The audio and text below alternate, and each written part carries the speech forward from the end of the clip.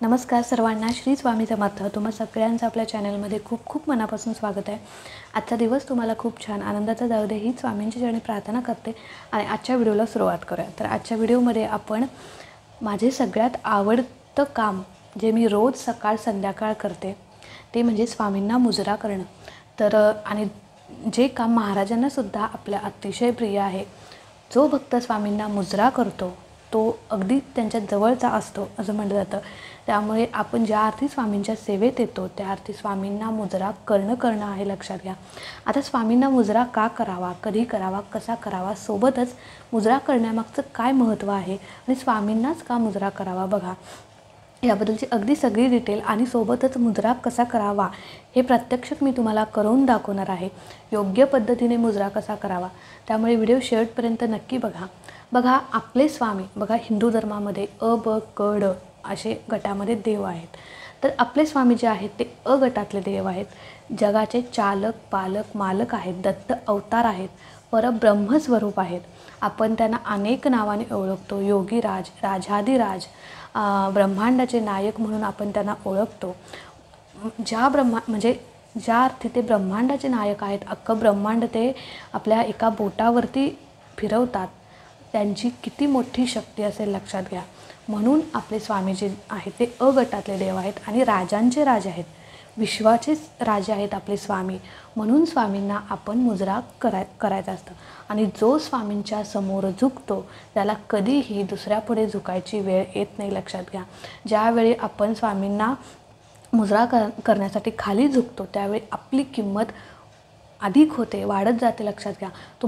तुम्हाला वाटत असेल की मुजरा करायचं म्हणजे खूप खाली वाकावं असं एक कमीपणा वाटत असेल, पण लक्षात घ्या, जो स्वामींपुढे झुकतो ना त्याची किंमत शतपटीने वाढत असते आणि मान सन्मान त्याला चार चौघांमध्ये मिळत असतो, लक्षात घ्या.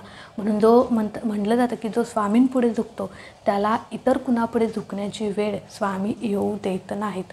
म्हणून रोज स्वामींना मुजरा करायचा आहे. आणि ज्यावेळी आपण स्वामींना तुम्ही आता मुजरा कधी करावा बघा, तुम्ही रोज सकाळी कामावरती जाताय, न चुकता डोक्यातच ठेवायचं की एकदा तारक मंत्र, आणि भले तुम्ही कितीही बिझी असाल, तुम्हाला इतर सेवा करायला जमत नाही, भले नित्यसेवा असेल किंवा अध्याय वाचन असेल किंवा बाकीची इतर सेवा, कोणती सेवा जमत नाही ना, काही करू नका. तुम्हाला जमत नाही ना, ठीक आहे, पण जायच्या आधी स्वामींना एकदा तरी मुजरा करा.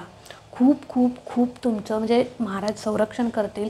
अखंड दिवसभर स्वामी तुमच्या सोबत राहतील, यात काही शंका नाही. आणि एक वेळा तारक मंत्र म्हणा. बघा, तारक मंत्र म्हणण्यासाठी फक्त फक्त 2 मिनटं लागतात, 2 मिनटं. त्यामुळे एकदा 2 मिनटं तर आपण काढू शकतो ना.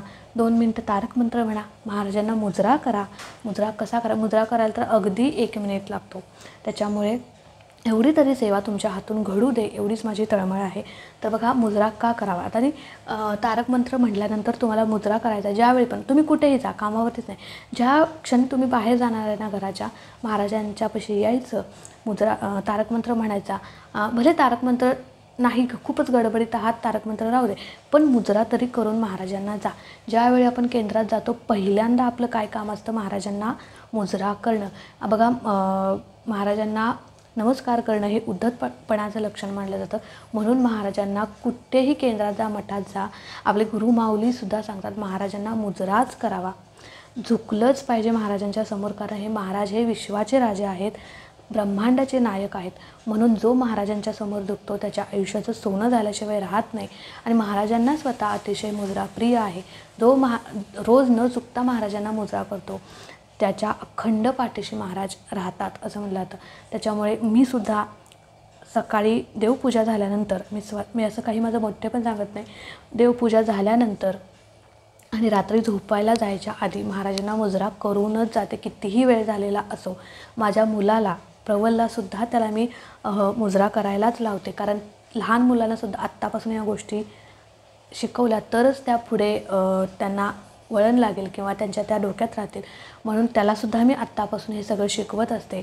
ज्यावेळी मी सेवा करायला बसते, नामस्मरण करायला बसते, त्याला जवळ घेऊन बसत असते, त्याच्याकडून म्हणवून घेत असते मी. कुठेतरी आताची पिढी आपण बघतोय की खूप वेगळीच झालेली आहे. आधीची माणसं कशी होती, देवधर्मात वगैरे गुंतलेली, रमलेली असायची, पण आत्ताची मुलं सगळी मोबाईलमध्ये बिझी असतात, त्यांना मोबाईलशिवाय दुसरं काही दिसत नाही, अध्यात्म तर लांबच. म्हणूनच आपणच आपल्या घरामध्ये अध्यात्माची गोडी आपल्याला स्वतः लागली पाहिजे, तरच आपली मुलंसुद्धा आपल्या त्याच्या म्हणजे त्यांनासुद्धा त्याची गोडी लागेल. तर तुमचीसुद्धा मुलं असेल तर त्यांना रोज मुजरा करायला लावा महाराजांना. खरंच त्यांच्या आयुष्याचं खूप सुंदर म्हणजे सोनंच होईल, यात काही शंका नाही. तर आता म्हणून आपल्या महाराजांना मुजरा करायचा असतो. महाराज कारण ब्रह्मांडाचे नायक आहेत, म्हणून राजांचे राजे आहेत. आणि तुम्हाला स्वामींच्या जवळ जायचं आहे ना, तर स्वामींच्या समोर जाताना तुम्हाला शरणागती पत्करावीच लागते. लक्षात घ्या, जो स्वामींच्या जवळ जातो त्याचे सगळे दोष, जो स्वामींना मुजरा करतो, झुकतो खाली, त्याचे सगळे दोष स्वामी नाहीसे करतात. आणि हे खरं आहे, लक्षात घ्या. तुमच्याकडून एवढी तरी सेवा तुम्ही नक्की करा. आता मुजरा का करावा हे तर कळलं. आता मुजरा कसा करावा लक्षात घ्या. बघा, तुम्ही दिवसातून 3 वेळा करा. रात्री सकाळी उठल्यावरती म्हणजे देवपूजा वगैरे झाल्यानंतर, भले तुम्ही कामावरती जाताय, कामावरती जाताना मुजरा करा. महाराजांना सांगा की स्वामी तुम्ही माझ्यासोबत चला, माझं अखंड रक्षण करा. तर कामावरती जाताना, कामावरून घरी आल्यानंतर हातपाय वगैरे स्वच्छ धुवून पहिल्यांदा महाराजांना त्रिवार वंदन करायचं आणि मगच आपल्या बाकीच्या कामांना सुरुवात करायची. केंद्रात गेल्यानंतर, मठात गेल्यानंतर सगळ्यात पहिले महाराजांना मुजरा करायचा. बघा, कधीही तुम्ही केंद्रात जा, जो स्वामींचा सेवेकरी तिथे आहे ना, तो आल्या पहिला महाराजांच्या पुढे झुकतोच. तुम्ही कधीही केंद्रात, तुम्ही नवीन स्वामी बघता असाल ना, कधीही केंद्रात जाऊन बघा आणि ते 1-5 मिनटं बसा. बघा, जो सेवेकरी येईल ना, तो काय करतो, दुसरं काही करत नाही, पहिल्यांदा येतो महाराजांच्या पुढे झुकतो तो. आणि म्हणूनच, आणि ही खूप मोठी सेवा आहे, लक्षात घ्या. जर तुम्ही महाराजांच्या पुढे झुकाल तर तुमचे सगळे दोष नाहीसे होतील, महाराज अखंड तुमचं रक्षण करतील. तर आता महाराजांना मुजरा कसा करावा ते आपण बघूया. तर बघा, इथे आपले महाराज आहेत. तर काय करायचं, सगळ्यात पहिला तुम्हाला गुडघ्यांवरती असं बसायचं आहे. गुडघ्यांवरती बसल्यानंतर आपला हा डावा हात जो आहे तो असा मागे घ्यायचा, आपल्या पाठीवरती ठेवायचा आणि ही जी काही 3 बोटं आहेत ती अशा प्रकारे अशी मुद्रा करायची आणि असं ठेवायचं. बघा, माझ्या पाठीवरती असं ठेवायचं. आणि त्यानंतर हा उजवा हात जो आहे तो सुद्धा अशाच प्रकारे करायचा. म्हणजे हाताची स्थिती जी आहे ती अशा प्रकारे करायची, लक्षात आलं. आणि हा हात जो आहे तो मागे असा डावा हात असा ठेवायचा. त्याच्यानंतर महाराजांना 3 वेळा त्रिवार वंदन करायचं. झालं. आता त्यानंतर हा हात त्रिवार वंदन केल्यानंतर हा हात जो आहे तो सुद्धा असाच मागे घ्यायचा आणि त्याच्यानंतर खाली आपलं जमिनीला डोके टेकायचं आणि आपलं पहिल्यांदा जे डोकं आहे ते असं घासायचं. त्याच्यानंतर नाक जे आहे ते घासायचं आणि त्याच्यानंतर आपले डोळे असे जमिनीला टेकवायचे आणि त्याच्यानंतर म्हणजे आपलं पहिल्यांदा डोकं जमिनीला टेकवायचं. त्याच्यानंतर जे नाक आहे ते जमिनीला घासायचं, म्हणजे महाराजांच्या पुढे शरणागती पत्करायची. आणि त्याच्यानंतर बघा, मी परत एकदा करून दाखवते. हा हात जो आहे डावा हात अशा प्रकारे मुद्रा करायची, मागे पाठीवरती ठेवायचा. उजवा हात तो सुद्धा असाच, म्हणजे त्याची हाताची स्थिती करायची, बोटे. आणि त्याच्यानंतर महाराजांना त्रिवार वंदन करायचं असं. आणि त्याच्यानंतर हा हात जो आहे तो अशा प्रकारे मागे घ्यायचा आणि सगळ्यात पहिले बघा डोकं टेकायचं. त्याच्यानंतर नाक घासायचं, डोळे जमिनीला टेकवायचे आणि त्यानंतर हे दोन्ही हात जे आहेत ते असे महाराजांना नमस्कार करायचे. म्हणून महाराजांना पहिल्यांदा गेल्या महाराजांच्या पुढे झुकायचं असतं, मुद्रा करायचा असतो, नाक घासायचं असतं. कारण महाराज आपले ब्रह्मांडाचे नायक आहेत, विश्वाचे राजे आहेत म्हणून.